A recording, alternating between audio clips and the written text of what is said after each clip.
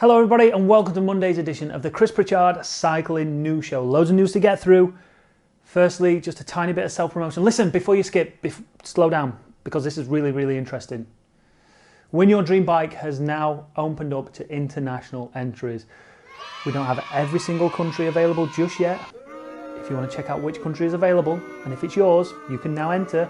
Follow the link down in the description, winyourdreambike.com. You'll be able to find out if your country is now eligible for entry into our draw. And if it is, get yourself bloody entered. Also over on the website, we've now added a ticker so you see how many tickets we've actually sold, so you can get a good idea of your odds. And I've got to say, the odds are bloody fantastic. Don't forget, draw closes on Thursday at midnight. If you've not bought your tickets, now is the best opportunity, because if you don't do it now, you'll forget. All right, that's all I'm going to say on the matter. Follow the link down in the description. Do what you need to do, and stick around for some more news. There. So first up in the news, let's talk about the national championships that took place over the weekend just gone. Now, before anybody leaves any comments down below asking where the women's are, we'll cover that in another news show. We're just going to concentrate on the men's today. And first up, let's start with the news over in Italy, where a few of the Team Ineos riders were pulled out of the national championships after one of them tested positive for COVID-19.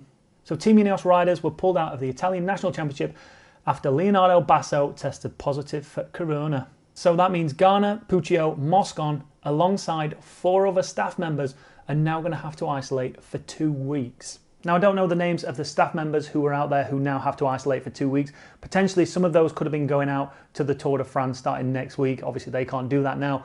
And Ineos were pretty lucky that none of these riders had actually been selected for the Tour de France, because if they had, that could have thrown all sorts of questions up in the air as to what was going to happen. If this was one of their strongest riders in this, I mean, listen, Chris Pritchard Cycling News Show, there's loads of ifs and buts. But if Basso had tested positive and one of those riders was a GC contender and he had to be pulled out because of that, you'd be so annoyed. Be very frustrated. Makes you wonder if they would have self-isolated these riders, or they would have somehow created this story that they'd not actually come into contact with each other to allow that rider to, I don't know. But yeah, it's crap that these riders who are showing no symptoms, like Basso showing no symptoms, however, he obviously contracted it at some point and then tested positive for it, and then these other riders are... And this is what I keep saying about the Tour de France. It's only going to take 1 rider or 2 riders, and then potentially, poof, the whole thing is going to explode. I'm still sat on the fence. The government, the ASO, the sponsors, the riders, the teams, they all want it to go ahead, and I think they're just going to push through regardless. But it's still up in the air as to whether that this is a good thing or a bad thing for the Tour de France. However, Team Ineos riders were never going to win the national championship over in Italy because they got pulled out. The winner of it was NTT Pro Cycling's Giacomo Nizzolo. Coming down to the final sprint, it was a group of 13 riders, all sprinting for victory. And at one point, it looked like Davide Ballerini from Deceuninck Quickstep was going to take it, but then it seemed like he thought he'd won because he'd just out-sprinted Sonny Colbrelli. He started getting excited and looked like he was celebrating prior to the line, and then poof, Nizzolo just nipped him to line. Over in Spain, it was a solo victory from Luis Leon Sanchez, the veteran of the World Tour scene. Heading towards the finish, it looked like Jesus Herrada had done enough to secure the victory. However, Luis Leon Sanchez gritted his teeth, chased him down, managed to catch him within the last kilometre, and it looked like Herrada he'd gassed himself, but it looked like he was in a safe second position until the final corner, where he dropped his chain, meaning Luis Leon Sanchez claimed his first ever Spanish road race title at the ripe old age of 36, meaning us oldies, we can still bloody do it. And coming in second wasn't Jesus Herrada in the end. He came way down the pike, walking his bike over the line. Astana teammate of Luis Leon Sanchez, Gorka Izagirre, was 15 seconds down in second place. Over in the Netherlands, as you'd expect, we've not heard much from him in recent weeks and months. However, Mathieu van der Poel starting to cook on gas just a little bit. He dominated the Dutch National Championships. He attacked out of a select group with 44k remaining, and he just soloed himself all the way to the line. And Team Jumbo-Visma, I think they had like 8 riders in this national championship. Mathieu van der Poel only had like 3 for Alpecin-Fenix, I think. He didn't bloody need him anyway, did he? Solo into victory, and the top Jumbo-Visma rider was in 3rd place. That was Timo Rusten.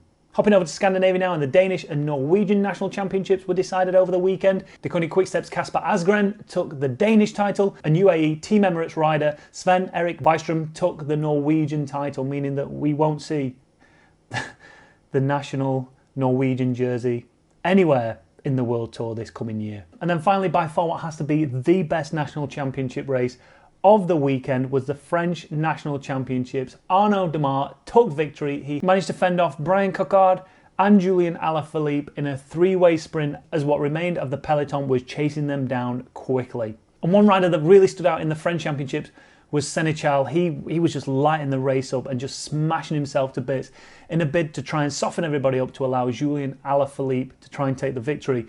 And it looked like Alaphilippe potentially might do that on some of the steepest grades of the final climb. He smashed it to bits, surged clear, and Arnaud Démare and Brian Coquard were quick to chase on. It took quite a while for them to catch him, but eventually they caught him, and it was always going to come down to a three-man sprint. However, the amount of effort that Démare had put in to chase down Alaphilippe potentially might have held him back in the sprint, but ultimately it didn't, showing some serious form. Next up, and over the weekend, we saw the official La Tour de France website publish the official start list for this year's Tour de France. And there's just a few pointers I want to pick up on here. First up in that rider list, of course, is the defending champion of the Tour de France this year, Egan Bernal and his team. However, what you'll notice is there's two substitute standby riders, whatever you want to call them. Salvatore Puccio, who is definitely not going to be part of that team anymore since he got quarantined for coming into contact with someone with COVID. But also Theo Gegenhardt, one rider I wanted to speak about when the team was officially announced last time, how good Theo Gegenhardt is and how good he potentially could be for this team. Unfortunately, not going to be making his Tour debut, but I think Theo could have been a real player in this team. We've not really spoke about Bora Hansgrohe. Obviously, they're taking Peter Sagan, who's going for his 8th green jersey now. Some class riders in here. You've obviously got Lennart Kemna in there. Their GC rider, bit of an outside shot, but still anything can happen in the Tour de France. Emmanuel Buchmann, always there or thereabouts, just silently going about his business. Is this going to be the Tour where he steps up and people know who he is now, instead of just kind of floating around the back? No surprise, I don't think that Mark Cavendish hasn't made the Bahrain McLaren team. They're going to be riding for Michael Landa, their GC contender. Again, a bit of an outside shot, but with Wout Poels, hey, anything can happen having him as a super domestique. Seen what he's done for Team Ineos in the past. Can he replicate it for Michael Landa? I don't know. And then obviously you've got the sprinting sensation, Sonny Colbrelli, going for those stage victories on those flatter sprint stages. Great news here to see Connor Swift making his Tour de France debut. I remember speaking to this kid only a few years ago when he just started out in cycling, and I'm so proud to see him there at his first ever Tour de France. He's going to be riding and working for Nairo Quintana. Warren Barguil's in there as well. A pretty solid team. If Nairo's on form, that team could be right up there. NTT Pro Cycling clearly going with an eye on those flatter stages with Nizzolo as their main rider. You've obviously got Ryan Gibbons in there. Is he going to be able to last more than an hour? We've seen him on the virtual Tour de France back in the summer when he was winning stages there. Is he going to be able to win any stages here in the real life event? Who knows? Maybe. So yeah, no real surprise in terms of riders heading to the Tour de France. Just wanted to pick out a few of those names there that I thought was worth a mention that we've not actually spoke about in previous episodes of the news show. Now, one team that was announced over the weekend was Deceuninck Quickstep. Now, I'm making a point of pointing these out because this team is, although not necessarily working for GC contention, they look bloody strong. There isn't really one rider that you look at here and go, I don't think they could win a stage. They're all capable of being a stage winner at this year's Tour de France. Obviously, you've got Julian Alaphilippe. You can't help thinking that Alaphilippe's targeting something like stage 4, potentially one of the first. Well, it's classed as a hilly stage, but it's got a Cat 1 finish. Potentially, he could get up the road, go on one of his Alaphilippe-style attacks, and put himself into the yellow jersey. And potentially, again, like we saw last year, could hold on to it for quite some time. But I don't know how the GC contenders will react to that. I don't know if they'll not want him to get the yellow jersey at all, because everybody was thinking last year, Alaphilippe can take it. He's going to be there or thereabouts for quite a while, but eventually he's going to peter out, and we're going to destroy him, but he never really did. Now, are the GC contenders expecting the same from Alaphilippe? Are they going to mark him a little bit harder than they did last year, knowing that he could potentially hold on to it for a few more days longer? You can't help thinking that he's not going to be taking it into Paris, and he's not even said that he's going for GC. This is all about stage wins for Alaphilippe and essentially doing what he does best. But Asgreen, Danish national champion now. You got Tim de Klerk, Dries Devenens, Bob Jungels, Morkov. I mean, I'm just naming all the riders here. Stibar, all capable on their day with the right form of doing something really amazing. Then obviously you've got Sam Bennett there, who's going to be chasing that green jersey down. Again, there's only 4 real sprint stages at this year's Tour de France. So I think it's not necessarily going to come down to who's the fastest sprinter for that points jersey. It's going to be coming down to who can drag themselves over those mountains and be as consistent as possible through those intermediate sprints as well as those finish line sprints. Can Sam Bennett do it? He's going to be fast at those sprints. I think he's probably going to take a victory or two on those flat stages, but what's he going to be able to do once it gets really, really hilly and those green jersey hunters start struggling? I don't know. I don't know. I tell you what, my prediction is Sam Bennett is going to win on the Champs-Elysees. I've said it. What of it? But yeah, that DeConing Quick-Step team looks super strong. Super strong. Next up, and here's where the road racing cycling fans will probably switch off. But before you do, if you've enjoyed everything that I've said prior to this, hit that like button, hit that subscribe button, and I'll see you on the next one. This is Indoor News. Breaking news, this has only just been announced today, that Zwift and the UCI have announced their dates for the first ever UCI Esports World Championships. A press release dropped only a few hours ago over on the UCI website, and they are pleased to confirm the dates of the first UCI Cycling Esports World Championships will take place on the 8th and 9th of December 2020.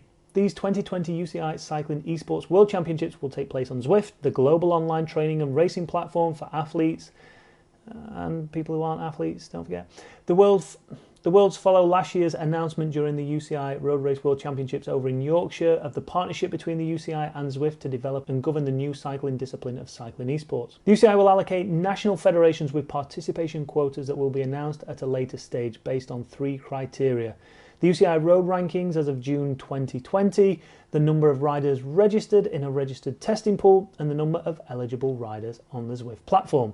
Now, I know someone out there will correct me on this if I'm wrong, but I'm hoping, and I think I'm right in thinking, that the UCI rankings will be based on the nationality rather than the individual rider. Otherwise, it's just going to be a whitewash with World Tour riders. And I don't know about you, but I don't want that. I don't want to see the World Tour riders competing for the Road Race World Championships, for the Tour de France, for La Vuelta, for these classics races, and then just steamrolling on what has been a community that has built up over 5 years now, and just steamroller these people out of it and not really give them an opportunity, because there are some community riders over on Zwift who are clearly better than some World Tour riders. But if it goes down on your individual UCI ranking, they don't really have a chance, do they, to get involved. But hopefully that's not the case, and they're going to allow, or it's going to be, I don't know how it's going to work. I don't know if a national federation would look to their Zwift community and say, you know, these, like someone like Cam Jeffers, for instance,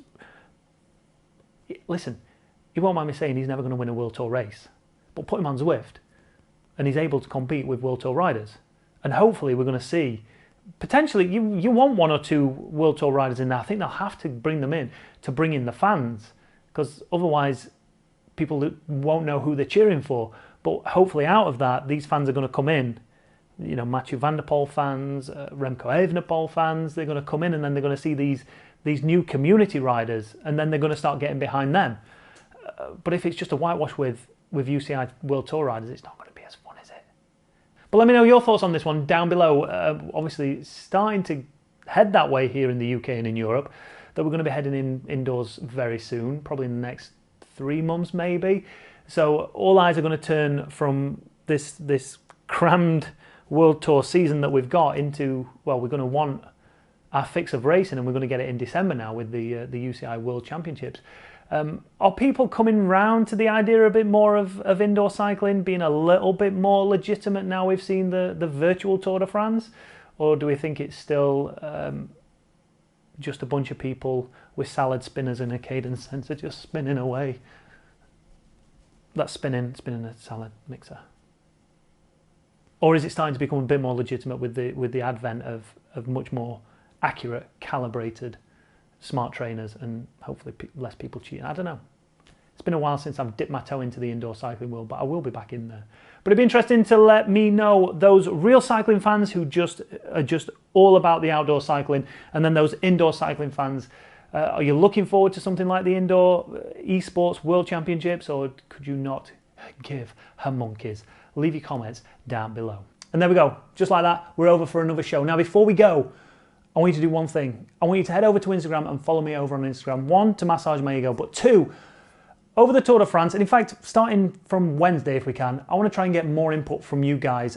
There's a few people, Troy for one, Biker Boy over on Twitter, who keep sending me information. And listen, I know I don't ever shout you out, but I really do appreciate you sending me the links and the pictures and the photos and the videos and everything that you send me. So thank you. But I want more of you to do that. So if you see any funny clips or you see anything that you might want reporting in this new show, follow me on Instagram, send me a message, and send me the picture, the clip, whatever it might be, and we'll try and feature it on the show and give you a bit more of a shout out. I want to try and get as much stuff from you guys to save me having to do it. I'm joking. I just think you'd enjoy it, and it'd be fun to get more fun content out there. So if you're willing to do that, drop me a follow over on Instagram and get in touch. Anyway, hit that like button if you've enjoyed your show. If you disliked it for whatever reason, people are coming out with some stupid reasons recently as to why they don't like this show, but I don't care. Hit that dislike button and go away and watch something else. If you've not done already, make sure you hit that subscribe button, do all those nice things that I tell you to do, and if you want to follow me on Instagram, at Chris_Pritch_, send me some cool messages. No dick pics though. All right, just one.